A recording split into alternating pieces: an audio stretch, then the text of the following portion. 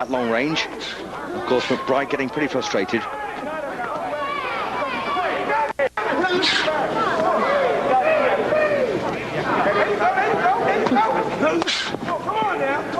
Of course, what you can't hit, you can't beat. And that is McBride's problem here. Getting close enough to land a shot without getting countered. And also trying to protect that cut on the right eye.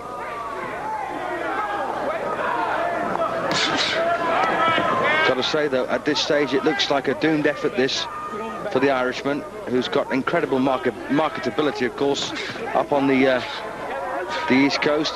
Oh, and decent uppercut there. Yes, up in Massachusetts, of course, playing to the big Irish contingent up there.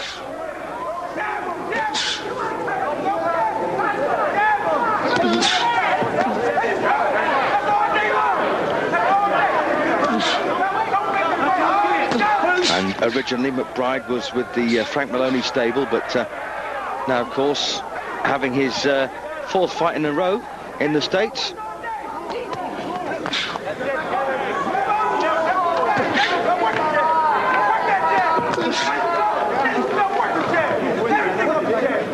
Well, the blood flowing again, but it's not horrendously bad at this stage.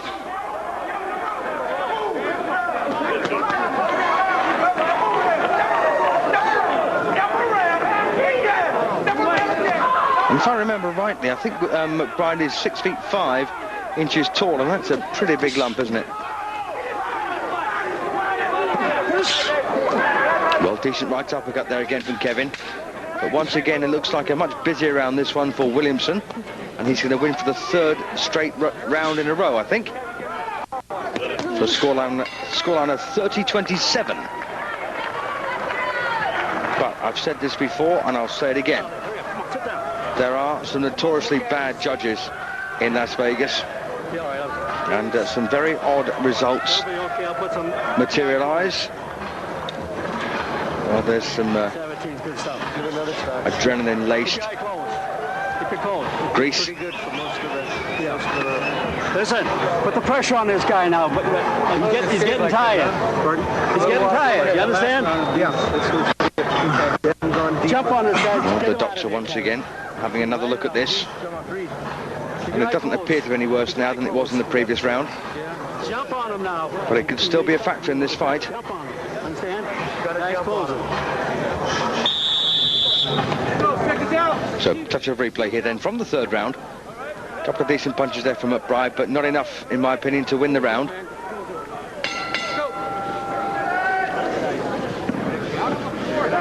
So, into round four, and big Kevin McBride in the Irish colours needs a knockout to win. If this continues the way it is, with Williamson picking up the points at reasonably long range, and McBride pretty ineffectual so far. And what disappoints me most about Kevin McBride, okay, he might be slightly better now than he was back in 1992, but not a huge improvement, I'm afraid, in his ability. Of course, he's more seasoned and experienced, but that's about it. Well, Williamson now looking for the victory here in round four. And might just get it.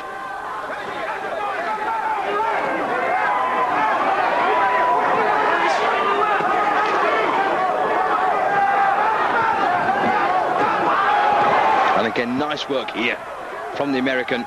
And McBride now bleeding heavily from the nose as well. And getting punched around.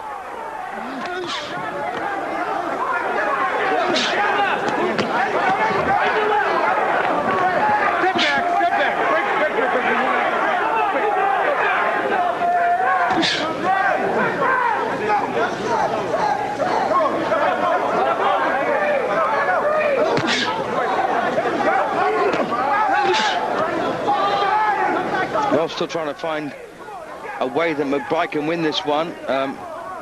Can't see it happening personally. I think he's losing a bit of snap in his punches as well. Clean break.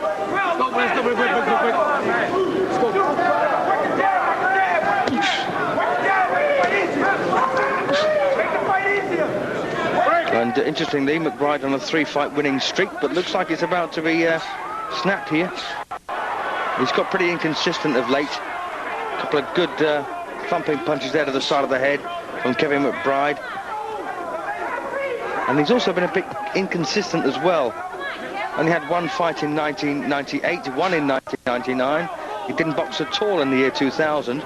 And this is his first fight of 2002, with only 2 fights last year. So very inconsistent.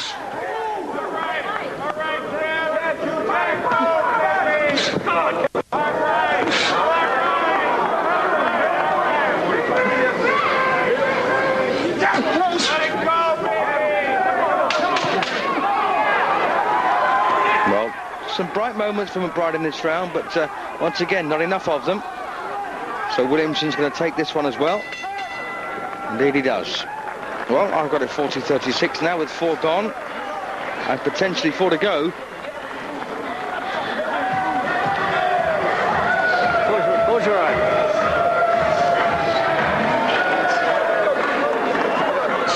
And Goody Petrolani getting to work instantly on that cut, trying to get some adrenaline in to stem the bleeding. It is, of course, the only blood constrictor allowed in boxing. Snapping those goddamn punches in there. All Ireland's watching. Of course, I used to say What'd you say you can do? coagulant, but of course I've been corrected over the years by the odd medical person who's emailed me to tell me it's a blood constrictor adrenaline and not a coagulant, and I accept that entirely. Just glad I remembered. So once again, a bit of replay here from the 4th round. And the halfway stage coming up now.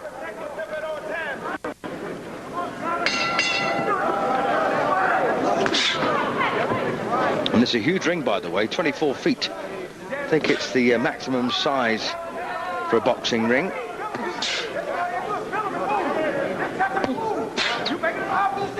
And of course, the old saying, you can run but you can't hide, still rings true.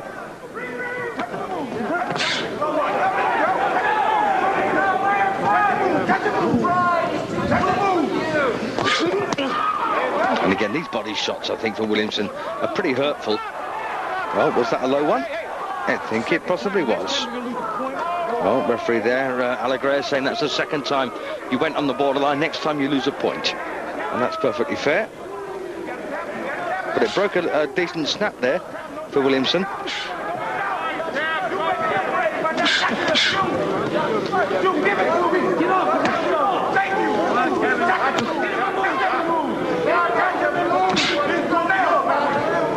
Of course, was exaggerating when I said that I walked past the foundations of the Paris Hotel in the morning and it was virtually finished by the evening. That's not quite true, but they really do rip down and put these hotels up in double quick time in Las Vegas. And if you've ever had the pleasure of being there, you'll know exactly what I mean.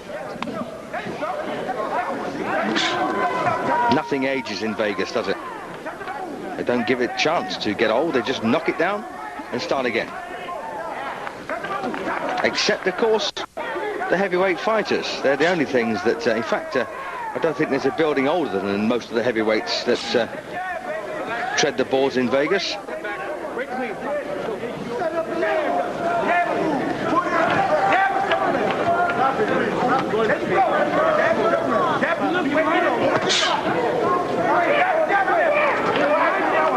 Williamson, of course, came to the professional game very late, at the age of 31, now 33, and I don't expect he's going to end up at the top of the pile, but then again, neither's McBride. As I say, very consistent performer over the last few years, last 5 years, in fact.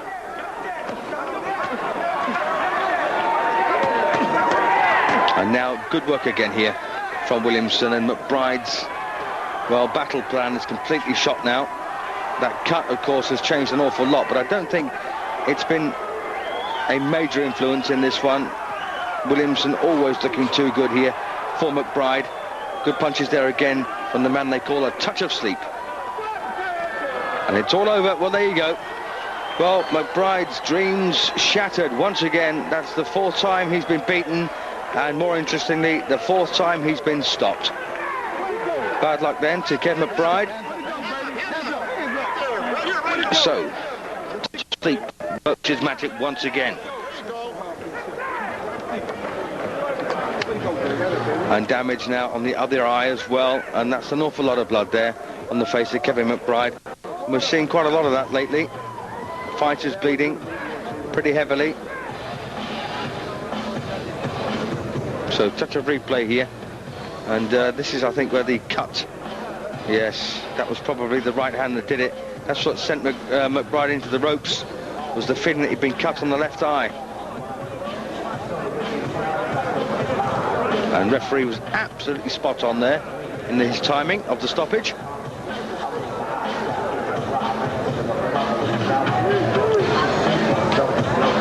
Let's just sit through that again.